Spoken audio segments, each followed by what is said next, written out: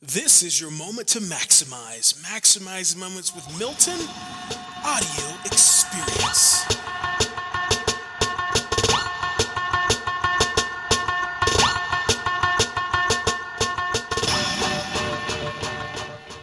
Maximizers, what's good with you today? Hey, wanted to check in with you and find out, hey, what are you doing today to be on purpose?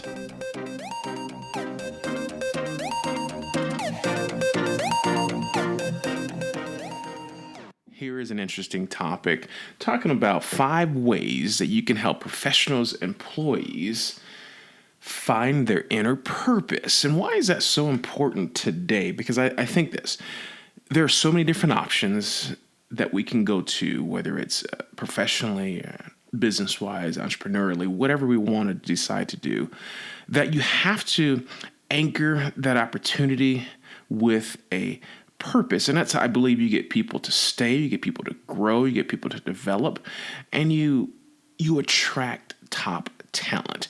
So what I'm going to share with you today is an article from Harvard Business Review, which I really like. And I want to share some things that they talking about these 5 questions to help you find their inner purpose or find your inner purpose. You can relate this to yourself and what you're doing day in and day out. So here we go. Because I think, as a leader, as a friend, as a comrade, someone that will purposely, intentionally come alongside someone else to help them discover more about themselves, oh, you've got a friend for life. And you help people grow. And see, the one thing about purpose is that it always attracts. And sometimes it does repel only because your life on purpose will reveal the stagnance, the regret, the shame of someone else not living their purpose. But if they allow that to marinate within themselves and deal with their own emotions, eventually the light will shine because you continue to be consistent and disciplined and living your own purpose. And so let me share this with you today. Here's question number 1.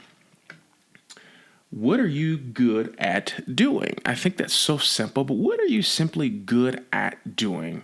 Envisioning, look at your life, ask people that love you, ask people that care for you, ask your partners professionally, ask people that you've done business with or worked with over time. What do they see that you're good at doing? And just really evaluate yourself. What are you simply good at doing? Which work activities require less effort than others, and what do you take on because you believe you're the best person to do it? What do you take on? Like, what do you subconsciously don't even think about, but your hand goes up as soon as you hear about a project opening up or something happening that could use another hand or another body or another voice, or another head, brain to get through this project. What do you do that you're good at doing and that you subconsciously just do, and others look at you like, how do you do that? Because I have a hard time doing that, but you do that so well. What is that you're good at doing, and that you've noticed throughout your career, throughout your profession, sports wise, whatever it is that you say, you know what, I've been good at this. That's a great question. Write that down. What are you good at doing? Ready for number 2? Number 2 question is this: what do you enjoy? You might say, Milton, I think that's pretty common. If I'm good at doing it, I must enjoy doing it. Not necessarily. Some people are really good at doing something but don't necessarily enjoy doing it. So I ask you this question: what do you enjoy? Like in a typical work week or just in your daily life, Monday through Sunday, whatever it is, what do you look forward to doing? What do you see in your calendar that energizes you? If you could design your perfect situation, whether it's a job or whether it's a business or whether it's your family life with no restrictions, how would you spend your time? And these questions help people find or rediscover what they love about work. And I think that's where work comes in and it becomes fun because you found out what energizes you. And that's really about purpose, right? Purpose and passion must energize you because the energy that you have, it's very limited. And throughout the course of a day, the creative energies we have are very limited. And if we're not doing things that we enjoy, we're wasting that creative energy. We're wasting that time within our own life. And we don't progress. We're just busy doing work. And I want you to be able to progress in your work by doing things that you enjoy. Ready for number 3? Number 3 question is this: what feels most useful? Which work outcomes make you most proud? So when you're done with that project or whatever you're doing, what makes you proud? Which of your tasks are most critical to like team organization? What do you do? What are the highest priorities for your life? And how does your work fit in? I think this line of inquiry highlights the inherent value of certain work. So what makes you feel most useful when you're doing it in a team environment, in a solopreneur environment, whatever it is, what makes you feel useful? Next question, here it is. Number 4. What creates a sense of forward momentum? I think momentum is probably one of the underutilized words when it comes to life, not only just work professionally, business wise, but life, health, relationships. But there's a momentum of life. And I think that we do things unintentionally to slow down our momentum, and we do things purposely and also unintentionally to speed up our momentum. And sometimes if you're not self-aware of the things that you do or don't do to speed up your momentum, then you're losing, I think. And so what creates a sense of forward momentum for you? What are you learning that you'll use in the future? And you always got to be learning, right? Whether it's what you're reading, what you're listening to, what you're surrounding yourself with, always be learning. And what do you envision for yourself next? Ooh, I like this. What do you envision? Envisioning is a word that I love because it's something that I do consistently. It's something that's helped me accomplish many things in my own life, and I continue to use it when I get off track to get myself back on track. And that's one practice that I guarantee is, some people might call it meditation as another word, but envisioning is a word that you place yourself in that future and you emotionalize it within yourself. And so not only just seeing yourself doing something, but attach it with an emotion, anchor it with an emotion. And what do you see for yourself next when you envision? And how's your work today getting you closer to what you want for yourself?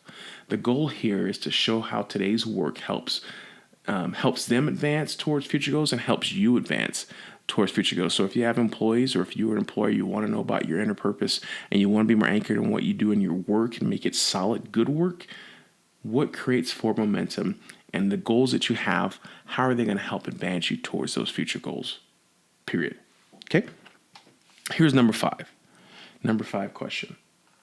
How do you relate to others? How do you relate to others? So, which working partnerships are best for you? Is it really a one-on-one? Do you like the autonomy of being by yourself? Do you do well with a team, or is it a combination of those things? Your office. What do the people look like? How do they seem like your team?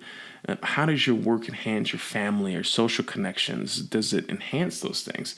And these questions encourage people like yourself to think about and foster relationships that make work more meaningful. I think it's about relationships, right? I think one of the biggest factors that people leave a job or leave anything is based on relationships they have, whether it's upline or downline or sideline, or it's a peer, it's a boss, or it's somebody that reports to you. I think that's what makes people stay or makes people go. And I think how you relate to others really taps into your inner purpose and what's important to you. So those working relationships, evaluate those.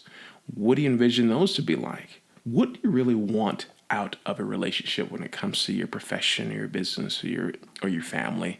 What do you really want, and what are you willing to give? I think those are great questions to ask yourself, and let's continue the conversation. These are just 5 simple questions. I really like what Harvard did.